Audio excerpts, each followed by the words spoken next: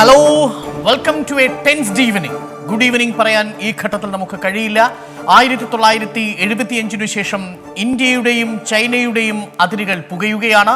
സംഘർഷഭൂമിയായി മാറുന്നു പാങ്കോങ് സോ തടാകത്തിന്റെ 4 വഴികളിലുമുള്ള ഫിംഗർ വേകൾ അഥവാ വിരൽ വഴികൾ എന്നൊക്കെ വിശേഷിപ്പിക്കാവുന്നത് പോലെ ഏറ്റവും നിർണായകമായ സ്ട്രാറ്റജിക്കലി ഏറ്റവും പ്രധാനപ്പെട്ട പാങ്കോങ് സോ തടാകത്തിന്റെ പ്രദേശങ്ങളിൽ വെച്ചാണ് ഇന്നലെ 2 പെട്രോളിംഗ് സേനാ വിഭാഗങ്ങൾ തമ്മിൽ, ഇന്ത്യയുടെയും ചൈനയുടെയും ഫ്രണ്ട് ലൈൻ ട്രൂപ്പേഴ്സ് തമ്മിൽ ഒരു ഏറ്റുമുട്ടൽ ഉണ്ടായത്. ആ ഏറ്റുമുട്ടലിൽ പക്ഷേ വെടിവെപ്പുണ്ടായിട്ടില്ലെങ്കിലും അവർ ശാരീരികമായി ഏറ്റുമുട്ടുകയായിരുന്നു. അതിൽ 5 ചൈനീസ് സൈനികർക്ക് മരണം സംഭവിച്ചു എന്ന തരത്തിലുള്ള റിപ്പോർട്ടുകൾ സൂചിപ്പിക്കുന്നുണ്ട്. പക്ഷേ ഗ്ലോബൽ ടൈംസ് എന്ന ചൈനീസ് പത്രത്തെ ഉദ്ധരിച്ചുകൊണ്ടാണ് ഇപ്പോൾ ഇത്തരത്തിലുള്ള പ്രതികരണം നമ്മൾ അറിയുന്നത്. ആ ഗ്ലോബൽ ടൈംസ് ഇനിയും അക്കാര്യത്തിലൊരു വ്യക്തത വരുത്തിയിട്ടില്ല. പക്ഷേ ചൈനീസ് ഭാഗത്ത് കാഷ്വാലിറ്റി ഉണ്ടായിട്ടുണ്ട്, മരണം നടന്നിട്ടുണ്ട് എന്നാണ് ചൈനീസ് പത്രമായ ഗ്ലോബൽ ടൈംസ് പറയുന്നത്. അതേസമയം തന്നെ ഇന്ത്യയുടെ ഭാഗത്ത് ഒരു കേണലടക്കം 3 പേർക്കാണ് മരണം സംഭവിച്ചിരിക്കുന്നത്, വീരമൃത്യു സംഭവിച്ചിരിക്കുന്നത്. ചൈനയാണ് ഇന്ത്യയുടെ അതിർത്തി ലംഘിച്ചതെന്ന് ഇന്ത്യയാണ് അതിർത്തി ലംഘിച്ചതെന്ന് ചൈനയും എന്നും പറയുന്ന ചില റിപ്പോർട്ടുകൾ വരുന്നു എന്നതല്ലാതെ കൃത്യമായിട്ടുള്ള ഔദ്യോഗിക വിശദീകരണം ഇക്കാര്യത്തിൽ ഈ നിമിഷം വരെയും ഉണ്ടായിട്ടില്ല. അടുത്ത നിമിഷങ്ങളിൽ നമ്മൾ പ്രതീക്ഷിക്കുന്നത് ഇന്ത്യയുടെ ഭാഗത്തു നിന്നുള്ള ഒരു ഔദ്യോഗിക പ്രതികരണം ഉണ്ടാവും. ആ ഘട്ടത്തിൽ മാത്രമാണ് എന്താണ് പാങ്കോങ് സോ തടാകത്തിന്റെ സമീപത്ത് സംഭവിച്ചത് എന്നതിനെക്കുറിച്ച് വ്യക്തമായ ഒരു ചിത്രം നമുക്ക് ലഭിക്കുകയുള്ളൂ. എന്തായാലും ഇപ്പോൾ ഈ പ്രദേശത്ത് അശാന്തി, ഗാൽവൻ താഴ്വരയിൽ അശാന്തി പുകയുന്ന ഒരു വൈകുന്നേരമാണ്. അതുകൊണ്ട് വളരെ സംഘർഷഭരിതമായ ഒരു സായാഹ്നത്തിലേക്കാണ് ഞാൻ പ്രേക്ഷകരെ ക്ഷണിക്കുന്നത്. ഒപ്പം തന്നെ നമുക്ക് ഒട്ടേറെ വിഷയങ്ങൾ നമുക്ക് ഈ മണിക്കൂറുകളിൽ ചർച്ച ചെയ്യാനും പ്രേക്ഷകരെ അറിയിക്കേണ്ടതായിട്ടുമുണ്ട്. ഏത് നിമിഷവും ഇന്ത്യയുടെ ഭാഗത്തു നിന്നുള്ള ഔദ്യോഗിക പ്രതികരണം വന്നേക്കാം. 1962 ശേഷം ഏകദേശം 3288 കിലോമീറ്ററോളം ഭാഗത്ത് ഇന്ത്യയും ചൈനയും തമ്മിൽ അതിർത്തി തർക്കമുണ്ടായിരുന്നു. അതിലേറ്റവും പ്രധാനപ്പെട്ട ഒരു സ്ട്രാറ്റജിക്കലി കീ എന്ന് വിശേഷിപ്പിക്കാവുന്ന ഒരു ഭാഗമായിരുന്നു ഈ ഈസ്റ്റേൺ ലഡാക്കിന്റെ ഭാഗം. ആ ഭാഗത്താണ്, പാങ്കോങ് സോ തടാകത്തിന്റെ തീരത്താണ് ഇപ്പോൾ ഈ സംഘർഷം ഉണ്ടായിരിക്കുന്നത്. നമുക്ക് ഈ വാർത്തയുടെ വിശദാംശങ്ങളിലേക്ക് വരാം. കൂടുതൽ ദൃശ്യങ്ങളിലേക്ക് നമുക്ക് എത്തേണ്ടതുണ്ട്. ഇന്ത്യൻ വിഭാഗത്തിന്റെ അല്ലെങ്കിൽ ഇന്ത്യയുടെ ഔദ്യോഗിക പ്രതികരണം ഇക്കാര്യത്തിൽ വരേണ്ടതുണ്ട്. എന്തായാലും 3 ഇന്ത്യൻ സൈനികർക്ക് വീരമൃത്യു സംഭവിച്ചിരിക്കുന്നു. അതിന് എന്തായാലും ചൈനീസ് പക്ഷം മറുപടി പറയും എന്ന് തന്നെയാണ് നമ്മൾ പ്രതീക്ഷിക്കുകയും ചെയ്യുന്നത്. ഈ ഘട്ടത്തിൽ സംഘർഷഭരിതമായ ഒരു സായാഹ്നത്തിലേക്ക് സ്വാഗതം. Welcome to news evening.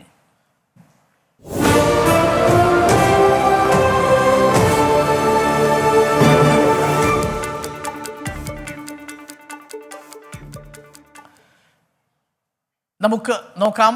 ഇപ്പോൾ പ്രധാനമന്ത്രി മുഖ്യമന്ത്രിമാരുമായി സംസാരിക്കുകയാണ്. തത്സമയ ദൃശ്യങ്ങളിലേക്ക്. साथ मिलकर के काम किया, कोऑपरेटिव फेडरलिज्म का सर्वोत्तम उदाहरण प्रस्तुत किया.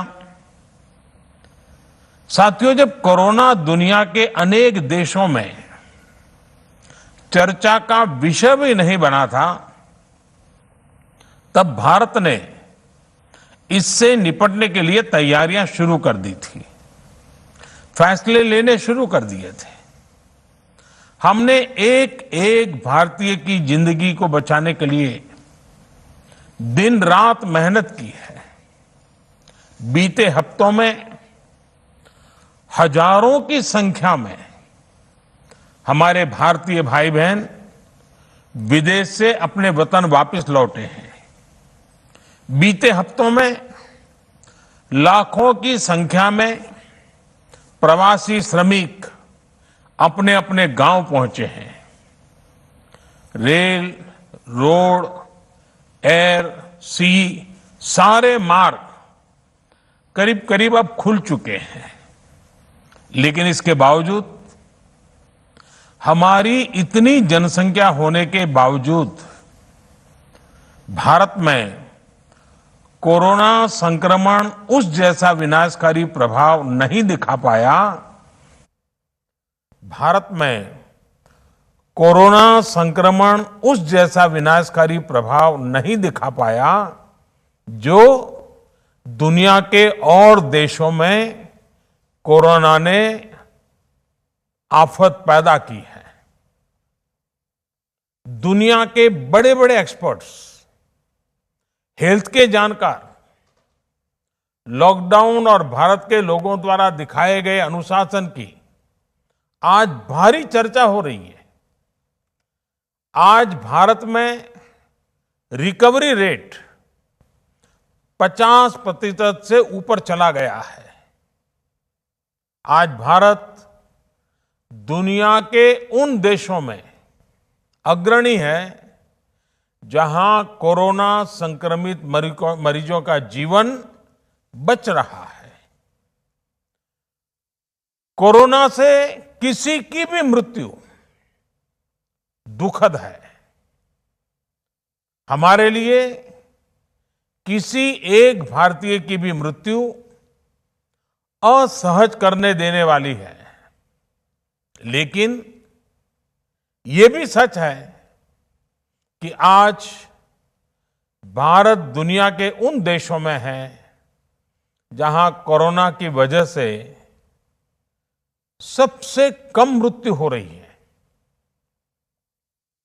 अब अनेक राज्यों के अनुभव आज आत्मविश्वास जगाते हैं कि भारत कोरोना के इस संकट में अपने नुकसान को सीमित करते हुए आगे बढ़ सकता है, अपनी अर्थव्यवस्था को तेजी से संभाल सकता है।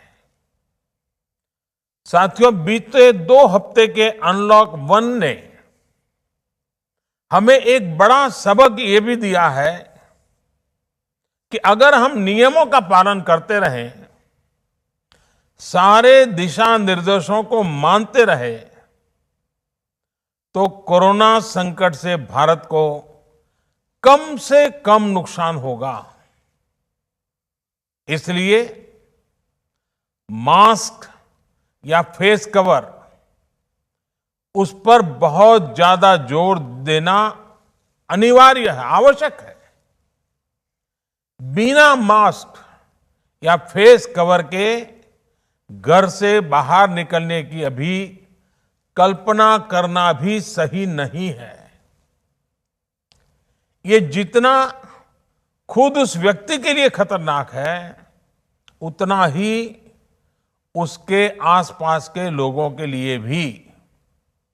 इसलिए 2 गज की दूरी का हमारा मंत्र हो, दिन में कई बार 20-20 सेकंड के लिए साबुन से हाथ धोने की बात हो, सैनिटाइजर का इस्तेमाल हो, ये सभी बहुत गंभीरता से किए जाने चाहिए। खुद की सुरक्षा के लिए, परिवार की सुरक्षा के लिए, विशेषकर घर के बच्चों और बुजुर्गों की सुरक्षा के लिए ये बहुत जरूरी है।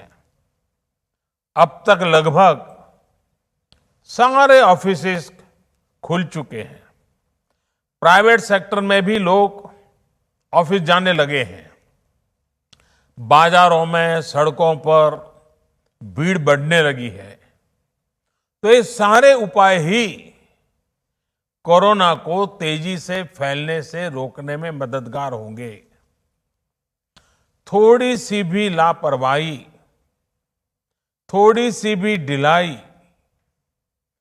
अनुशासन में कमी कोरोना के खिलाफ हम सभी की लड़ाई को कमजोर करेगा। और इतने दिनों की जो तपस्या है, उस पर पानी फिर जाएगा। हमें इस बात का हमेशा ध्यान रखना है कि हम कोरोना को जितना रोक पाएंगे, उसका बढ़ना जितना रोक पाएंगे, उतना ही हमारी अर्थव्यवस्था खुलेगी, हमारे दफ्तर खुलेंगे, मार्केट खुलेंगे, ट्रांसपोर्ट के साधन खुलेंगे और उतने ही रोजगार के नए अवसर भी बनेंगे। साथियों, आने वाले दिनों में अलग अलग राज्यों में इकोनॉमिक एक्टिविटी का जिस तरह विस्तार होगा, उससे मिले अनुभव दूसरे राज्यों को भी बहुत लाभ पहुंचाएंगे।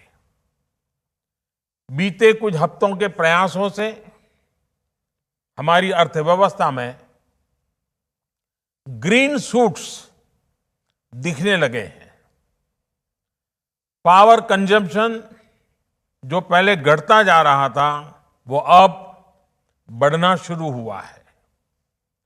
इस साल मई में फर्टिलाइजर की सेल बीते साल मई की अपेक्षा 2 गुनी हुई है। इस बार खरीफ की बुआई बीते साल की अपेक्षा करीब 12-13% ज्यादा हुई है।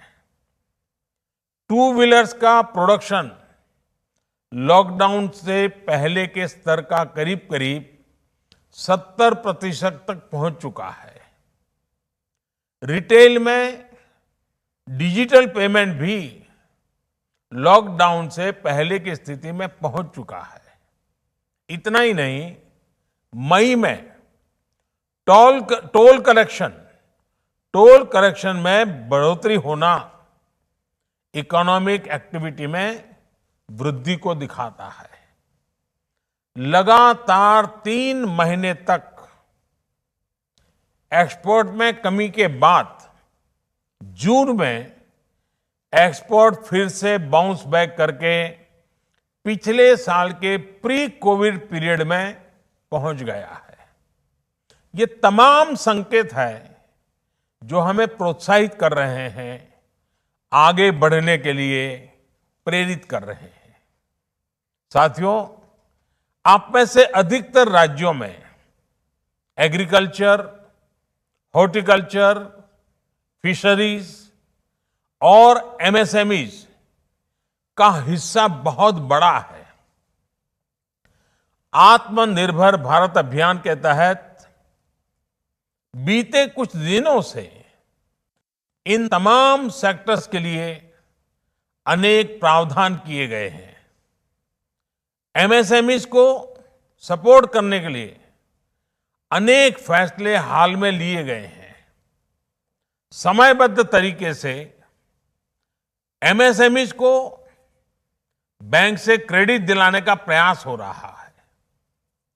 100 करोड़ रुपए तक के टर्नओवर वाले उद्योगों को 20% अतिरिक्त क्रेडिट के ऑटोमेटिक इंक्रीज का लाभ दिया गया है। अगर हम बैंकर्स कमिटीज के माध्यम से ये सुनिश्चित करेंगे कि उद्योगों को तेजी से क्रेडिट मिले, तो वो जल्द से जल्द काम शुरू कर पाएंगे, लोगों को रोजगार दे पाएंगे। साथियों, हमारे यहां जो स्मॉलर फैक्ट्रीज हैं, उन्हें गाइडेंस की, हैंड होल्डिंग की बड़ी जरूरत है। मुझे पता है आपके नेतृत्व में इस दिशा में काफी काम हो रहा है। ट्रेड और इंडस्ट्री अपनी पुरानी रफ्तार पकड़ सके, इसके लिए वैल्यू चेंज पर भी हमें मिलकर काम करना होगा। राज्यों में जहां कहीं भी स्पेसिफिक इकोनॉमिक एक्टिविटी पॉइंट्स हैं, वहां 24 घंटे काम हो, सामानों की लोडिंग अनलोडिंग तेजी से हो, एक शहर से दूसरे शहर तक सामान जाने में स्थानीय स्तर पर किसी तरह की दिक्कत ना हो, तो इकोनॉमिक एक्टिविटी और तेजी से बढ़ेगी। साथियों, किसान के उत्पाद की मार्केटिंग के क्षेत्र में हाल में जो रिफॉर्म्स किए गए हैं, उससे भी किसानों को बहुत लाभ होगा। इससे किसानों को अपनी उपज बेचने के लिए नए विकल्प उपलब्ध होंगे, उनकी आय बढ़ेगी और खराब मौसम के कारण, स्टोरेज के अभाव के कारण उनको जो नुकसान होता था, उसे भी हम कम कर पाएंगे। जब किसान की आय बढ़ेगी तो निश्चित रूप से डिमांड भी बढ़ेगी और राज्य की अर्थव्यवस्था की गति भी बढ़ेगी। विशेष तौर पर नॉर्थ ईस्ट और हमारे आदिवासी इलाकों में फार्मिंग और हॉर्टिकल्चर, इसके लिए अनेक अवसर बनने वाले हैं। ऑर्गेनिक प्रोडक्ट्स हो, बांबू प्रोडक्ट्स हो, दूसरे ट्राइबल प्रोडक्ट्स हो, उनके लिए नए मार्केट का द्वार खुलने वाला है। लोकल प्रोडक्ट के लिए जिस क्लस्टर बेस्ड रणनीति की घोषणा की गई है, उसका भी लाभ हर राज्य को होगा। इसके लिए जरूरी है कि हम हर ब्लॉक, हर जिले में ऐसे प्रोडक्ट्स की पहचान करें जिनकी प्रोसेसिंग या मार्केटिंग करके एक बेहतर प्रोडक्ट हम देश और दुनिया के बाजार में उतार सकते हैं।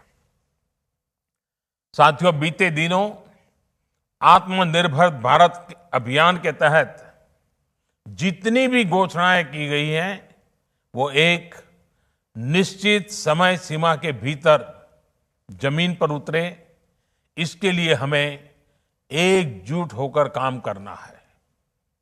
इस पृष्ठभूमि में कोरोना से लड़ाई और इकोनॉमिक एक्टिविटी से जुड़े आपके जो सुझाव हैं, जो तैयारियां हैं, वो जानने के लिए मैं बहुत उत्सुक हूं और मुझे पक्का विश्वास है कि अनुभव के आधार पर आपकी जो बातें आएगी वो आने वाले रणनीति बनाने में बहुत काम आएगी।